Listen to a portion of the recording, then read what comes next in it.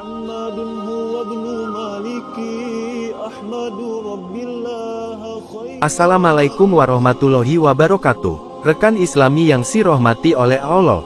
Pada kesempatan ini kami akan mengisahkan tentang ulama yang masyhur di kalangan pesantren, bahkan tidak sedikit dari santri ingin mencapai menghafal karya beliau. Syekh Ibnu Malik. Berikut kisahnya. Kisah Imam Ibnu Malik menulis Nadom Alfiyah. Ada salah satu kitab yang menjadi primadona berbagai pesantren di Indonesia. Kitab yang sangat luar biasa dengan bait-baitnya yang memukau, dan dengan segala keberkahan yang menyertai. Kitab ini juga menjadi sebuah pencapaian dan impian setiap santri. Bahkan ada sebuah pepatah yang berbunyi, barang siapa yang hendak mahir membaca kitab, maka harus mempelajari satu kitab ini. Selain dipelajari, setiap santri juga diharuskan menghafal kitab ini sebagai syarat kelulusan semasa mondok di pesantren. Kemudian kitab ini juga disusun dengan bahasa yang sangat sederhana tetapi menjadi rujukan ulama-ulama ilmu nahwu di setiap penjuru dunia. Kitab tersebut ialah kitab Alfiyah Ibnu Malik. Sesuai namanya, Alfiyah yang bermakna 1002, yang mana bait-baitnya berjumlah sebanyak 1002 bait. Tetapi masih sangat sedikit yang mengenal sosok di balik penyusunan kitab luar biasa ini. Yah, penyusun kitab ini adalah Imam Ibnu Malik, yang bernama lengkap, Syekh Al-Alamah Muhammad Jamaluddin Ibnu Abdillah Ibnu Malik Al-Tai.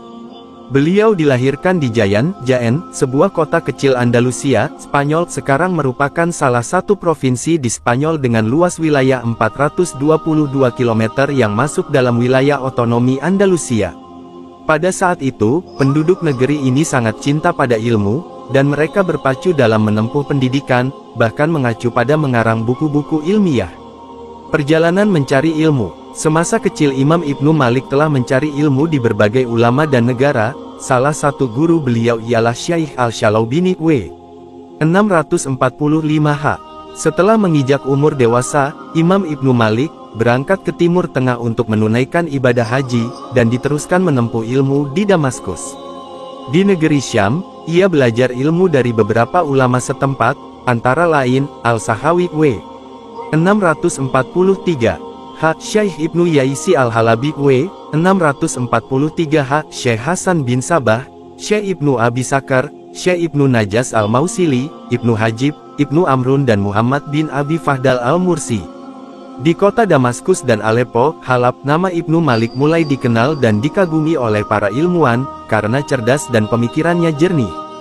Ia banyak menampilkan teori-teori nahwiyah yang menggambarkan teori-teori mazhab Andalusia, yang jarang diketahui oleh orang-orang Syria waktu itu.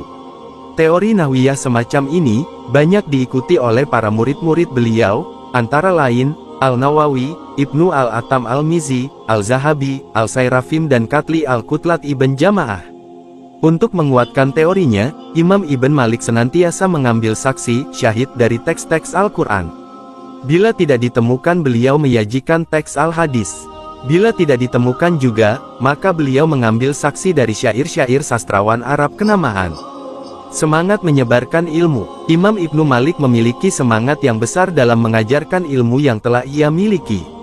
Ketika ia menghadiri majelis ilmu yang kadang belum dihadiri oleh murid-muridnya, maka beliau berdiri di jerjak jendela dan berteriak, "Qiraah, qiraah Arabiyah, Arabiyah," maksudnya memanggil siapa saja yang ingin belajar ilmu qiraah atau ilmu Arabiyah kepada beliau.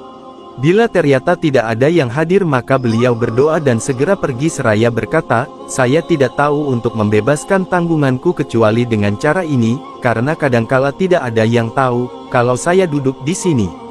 Ujar beliau. Walaupun Ibnu Malik juga ahli dalam ilmu qiraah, namun tidak diketahui murid beliau dalam ilmu qiraah. Ibnu Jazri mengatakan, ketika beliau masuk kota Aleppo, Halab, banyak para ulama yang mengambil ilmu Arabiyah dari beliau, tetapi saya tidak mengetahui seorang pun yang membaca ilmu qiraah di hadapannya dan saya juga tidak punya sanad ilmu qiraah beliau ajarkan di selain kota Aleppo. Kisah menarik dalam penyusunan kitab Alfiyah Ibnu Malik. Terdapat kisah menarik tentang penyusunan kitab Alfiyah Ibnu Malik. Ketika memulai menulis nadamnya, saat baru sampai pada nadam Faikotan Alfiyah Tabni Muti, yang artinya, kitab Alfiyah yang aku tulis mengungguli kitab Alfiyah karya Ibnu Mukti. Beliau menambahkan lagi, Faikotan Minha bi Alfi Baiti, mengungguli dari Alfiyah Ibnu Mukti dengan 1000 bait. Sampai pada kalimat ini, Ibnu Malik kehilangan inspirasi untuk melanjutkan nadomnya. Beliau berusaha melanjutkan namun hingga sampai beberapa hari belum juga disempurnakan. Pada suatu malam beliau bermimpi bertemu dengan seseorang. Dalam mimpi tersebut, seseorang itu bertanya, "Aku dengar kamu mengarang kitab Alfiyah dalam ilmu Nahwu." Imam Ibnu Malik menjawab, "Iya benar."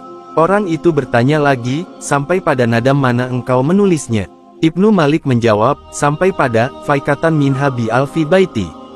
Orang itu bertanya, "Apa yang membuatmu tidak menyempurnakannya?"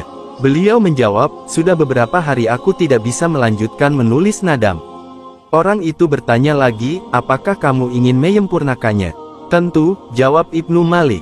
Kemudian orang tersebut berkata, "Faikatan minhu bi alfi baiti, wal hayu yaklibu alfa mayiti." Mengungguli dari Alfiyah Ibnu Mukti dengan 1000 bait. Dan orang masih hidup bisa mengalahkan 1000 orang mati.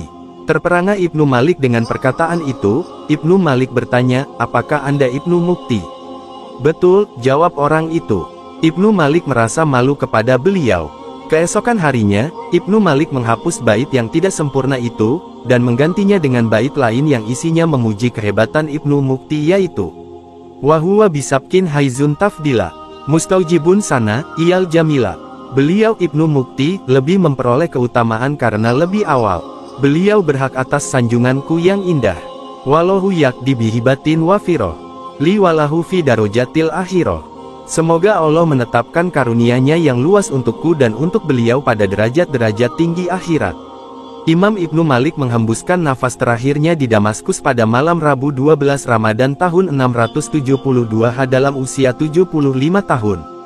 Demikian kisah dari musyonif kitab Alfiyah yang begitu fenomenal di kalangan pesantren. Mudah-mudahan kita semua mendapat manfaat dan barokah ilmunya. Wassalamualaikum warahmatullahi wabarakatuh.